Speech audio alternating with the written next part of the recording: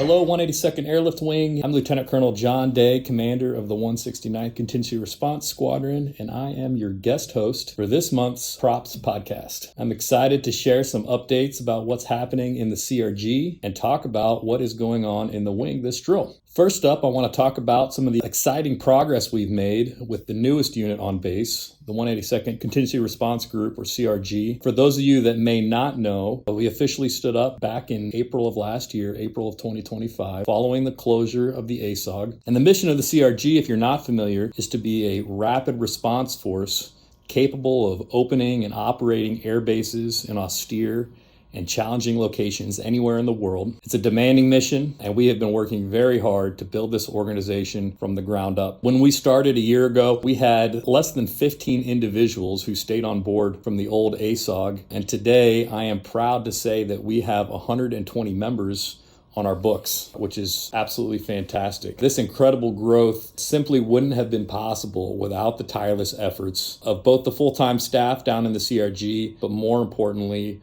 our wing recruiting team. So a huge thank you to them for their outstanding work in building this team. They've been absolutely crushing it for us and for the wing at large. This past year down in the CRG has been all about training for us. We have been intensely laser focused on getting our people the skills they need to execute the CR mission. In total, we have executed more than 125 unique TLNs, training line numbers, formal training courses. And as you can imagine, this has been a massive undertaking. So I have to give a huge shout out both to our training shop, our training office down in the CRG that has been processing all those, but also to the base training office, specifically Senior Master Sergeant Labuschagne and Master Sergeant Steve Solander up in the FSS and the base training office. Thank you so much for supporting us and making this happen. You guys have been absolutely awesome. To give you guys an idea of what our training has been focused on, what we've been doing, I can tell you we've sent more than 15 members to the Arctic Survival Course in Eielson Air Force Base, Alaska. This trains folks how to operate and survive in extreme cold environments. We've sent more than 30 members through the Evasion and Conduct After Capture course, the ECAC course, which teaches you how to survive and return with honor should you find yourself detained by the enemy. We've sent over 50 members through the Basic Contingency Response Qualification course, or ART-CR, which teaches our members the basics of how to operate in a CR unit, and dozens more folks and courses in areas like contingency response mission planning and technical training for those of our members that are cross-training to new AFSCs. On top of all of that formal training, we have deployed small teams over the last year to participate in major exercises around the globe to build up our experience and ensure that we know what right looks like when it comes to a contingency response unit. We've sent folks to exercise Northern Strike in Michigan, exercise Sentry South in Mississippi. Last year, we sent a team to exercise Agile Bison in Poland, where we worked alongside the active duty CR unit out of Germany and our Polish CR partners, and many other events. And all of this has just been to build repetitions in the skills that are necessary to effectively operate in a CR unit. Lastly, I'll say we're still growing. So we have a handful of openings in the unit right now. If you're interested, if this sounds up your alley, it's something that interests you, you're interested in a new challenge and you want to see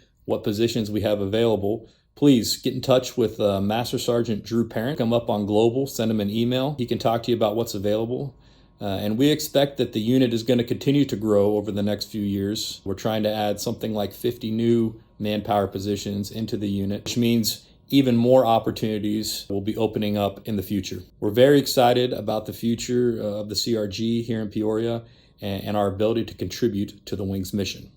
All right, enough about the CRG. Let's cover some of the other important happenings around the wing this drill weekend. First up, a reminder, this weekend is PHA Quick. This is our annual mass medical event to ensure the wing's medical readiness. The Med Group has made some modifications from previous iterations based on your feedback and to make things run a little bit smoother. So first, they've split up their operations to minimize the number of people who have to go to both the main hangar and the clinic. Your appointment letters are going to be color-coded. If you have a pink letter, you need to report to the main hangar. If you have a white letter, you need to report to the clinic. Please be sure to arrive 5 minutes before your scheduled appointment time. And the medical group wanted to give a special thank you to the wing leadership and all the units for their support in making sure this event is a success.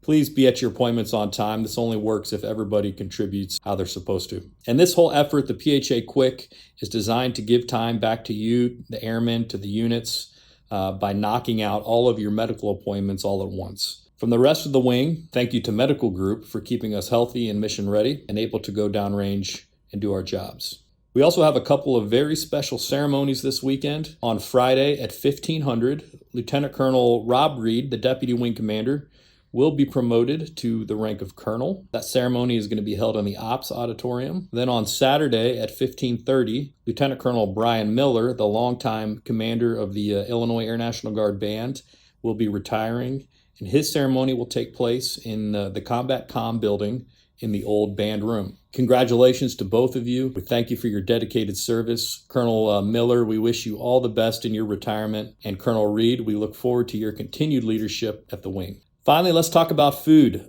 Services is serving lunch Friday, Saturday, and Sunday. Friday and Saturday lunch is from 11 to 12:30. Friday will be catered Raber's cold sandwiches with sides. Saturday's menu, also again 11 to 12:30, is chicken cordon bleu, veggie lasagna, grilled pork chops, salad bar, mashed potatoes, and more, all expertly prepared by our services team. Sunday brunch will run from 10 o'clock to 11:30. It will feature scrambled eggs, bacon, biscuits and gravy, burgers, and tater tots. That is all for this month's update. Have a safe and productive drill weekend. Drive safe, and we'll see you Friday.